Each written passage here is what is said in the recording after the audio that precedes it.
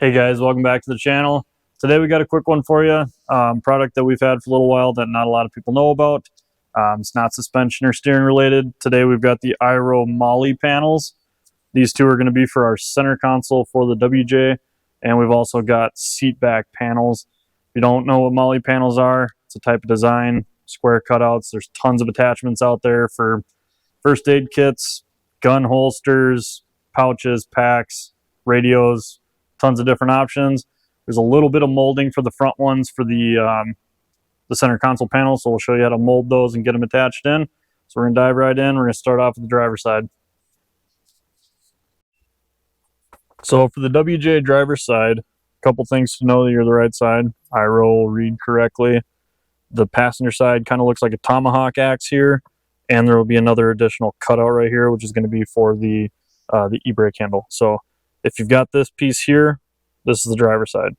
We're going to line this up with the front of our center console, and may be hard to see on the radio, but this actually cuts back. So if you look at this, we're going to bend it where it's going to come back. It's going to swoop around the back. So down here, you see your line here. We're going to line somewhat up here. We're going to take a Sharpie. We're going to mark a couple spots where we're going to be making our bends. Then we're going to start molding it in. We'll check it, mold it again, and then there will be spacers that get screwed into your panel to give that space between for you to hook everything up. So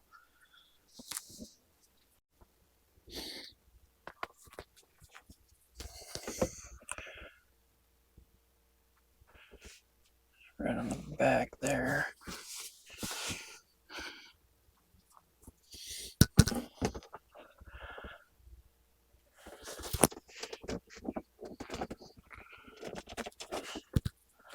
There we go.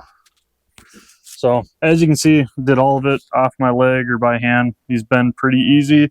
If it's not dead perfect, it don't matter. We got about 1/4 inch spacers that are going to go behind this to get a nice back spacing there. So we'll get out probably a drill to get started. It's just self-tapping screws going into the console.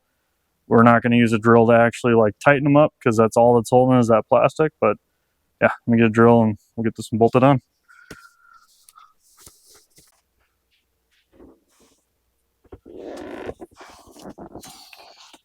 Alright, so all I did was dimple them in. I'm going to try and do these by hand. I haven't done these yet, so we're going to see how easy the self-tap goes through. Maybe we'll do it without a drill.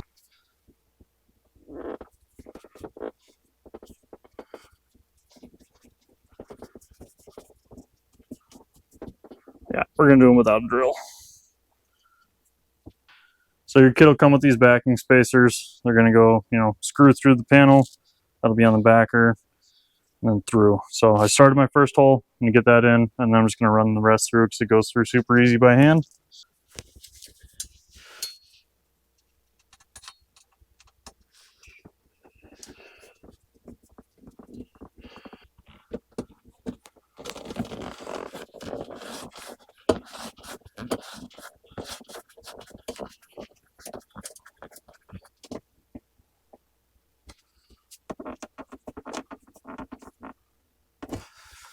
Boom, first one's in.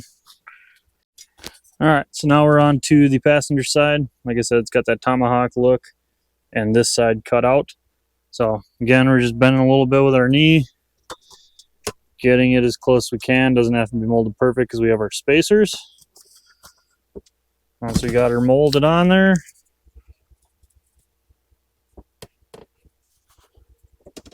self-tappers. I just find it's a little easier to get one done. If you wanted to do all 4 of these like this first, you could, instead of fighting it like I did. We'll give it a shot this try. Need a light, camera guy. There we go.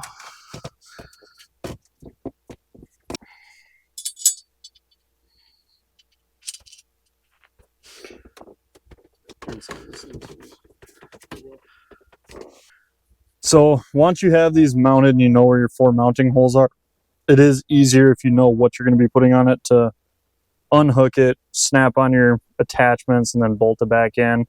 You can get them on. This is super sturdy. You know, a lot of people think hook into the console, it's not going to hold very tight with these screws, but they hold on pretty dang good. So again, super easy install, easy to mold. A lot of people kind of get a little sheepish with the molding. You can do it all off your knee. It doesn't have to be perfect, but yeah.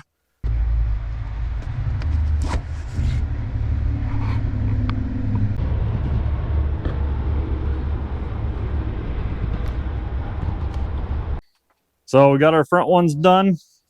Show you how the back one goes. Take off your headrest. This is we're gonna slot ours into our backrest, into the back seat pocket. And that one's done. Perfect. Another option you have is your kit will come with paracord. If you want to run it on the outside, you can string it down to like your seat brackets.